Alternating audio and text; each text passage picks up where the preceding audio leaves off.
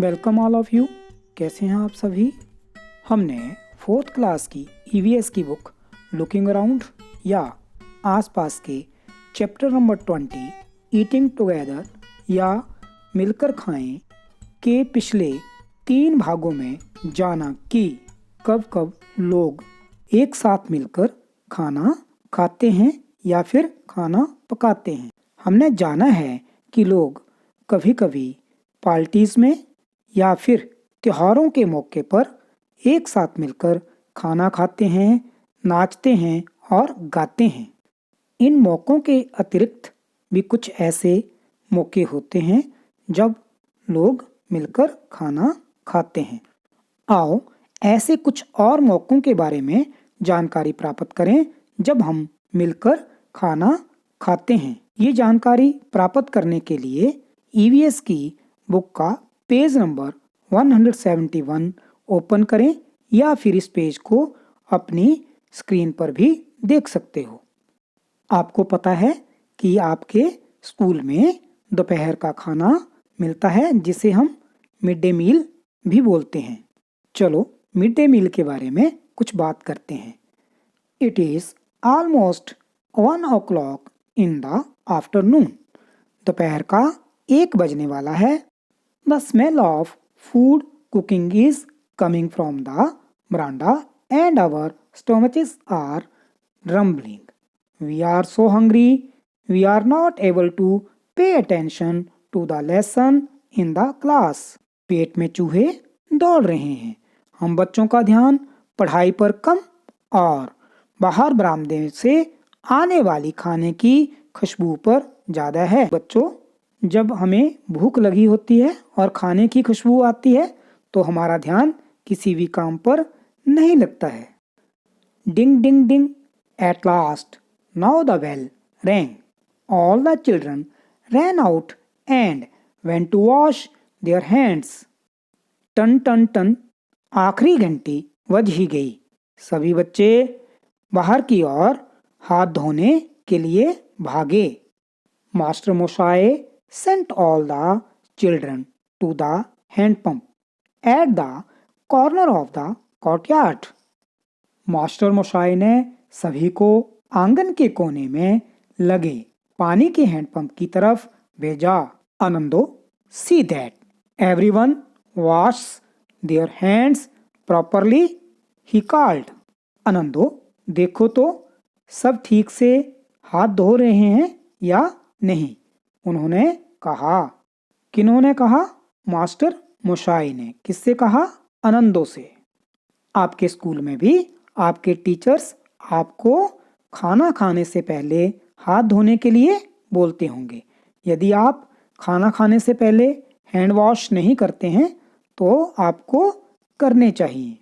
तो अब आप जब भी खाना खाएंगे, चाहे घर पर खाएं या फिर कहीं और, आपको हैंड वॉश करके ही खाना खाना होगा। After washing our hands we all stood in queue to take our food. हाथ धोकर हम सभी ने कतार में खड़े होकर खाना लिया। कतार में मतलब लाइन में। Some had their own boxes and others had plates. कुछ ने अपने डिब्बे में तो कुछ ने थाली में। बच्चों, आपको दोपहर का भोजन खाने के लिए आपके स्कूल में थालियां जरूर मिलती होंगी। Then we all set down in a circle with our food. इसके बाद सब एक बड़ा गोला बनाकर बैठ गए। Before we started to eat we sang together. खाने से पहले सबने मिलकर गाया। We play together, we eat together for the good of everyone. We will always be together. साथ हम खेलें, साथ हम खाएं, साथ करेंगे अच्छे काम और रहें हम हरदम साथ। तो बच्चों, आपके स्कूल में भी आप खाना खाने से पहले जरूर कोई ना कोई प्रेयर या फिर कोई ऐसा गाना बोलते होंगे। टुडे देयर इज भात shukto, rice with vegetables and gravy in our meal. Yesterday We had luchi and shola dal. Outside Didi Moni's rooms, a list of food items has been displayed. It tells what we will get on different days on the week. हफ्ते के हर दिन दोपहर के खाने में क्या मिलेगा यह दीदी मोनी के ऑफिस के बाहर लिखा होता है। कभी भात शुक्तो का मतलब है चावल और रसेदार सब्जी, तो कभी लूची और शोला दाल। Would it not be wonderful if on some days we got an extra treat, maybe something sweet? कभी कुछ स्वीडिश या मिष्ठान मिल जाए तो क्या मजे। There is another interesting thing about lunch time at school. दोपहर के खाने के समय हमारे स्कूल में एक और मज़ेदार बात होती है। Every day we change our places in the circle and sit next to a different child. गोले में रोज जगह बदलकर अलग अलग बच्चों के साथ बैठना होता है। I really like this because I can meet new children and make new friends. मुझे यह बहुत अच्छा लगता है कई बच्चों से पहचान हो जाती है और कई नए दोस्त भी बन जाते हैं। The food was not always very nice. Sometimes rice was of poor quality. Sometimes it was not properly cooked. Some parents did not like their children to eat such food. खाना हमेशा अच्छा नहीं होता था।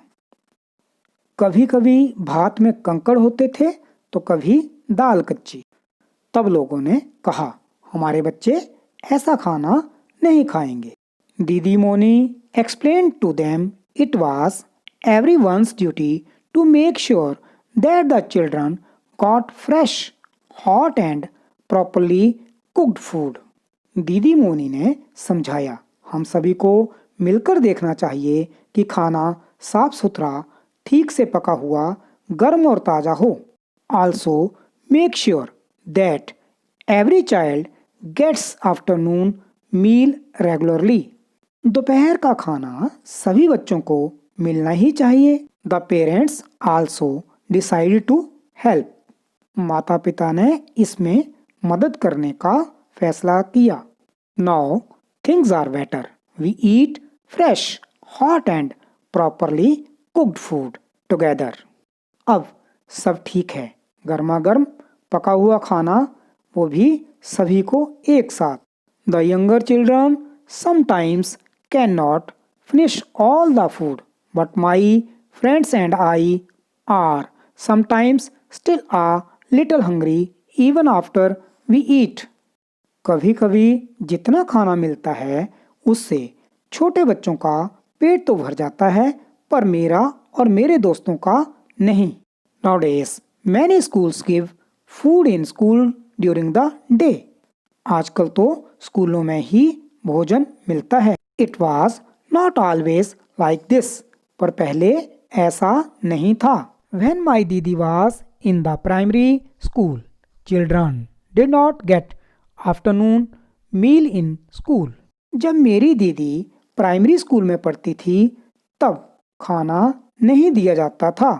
Some children come to school in the morning without eating anything. Imagine having to study on an empty stomach.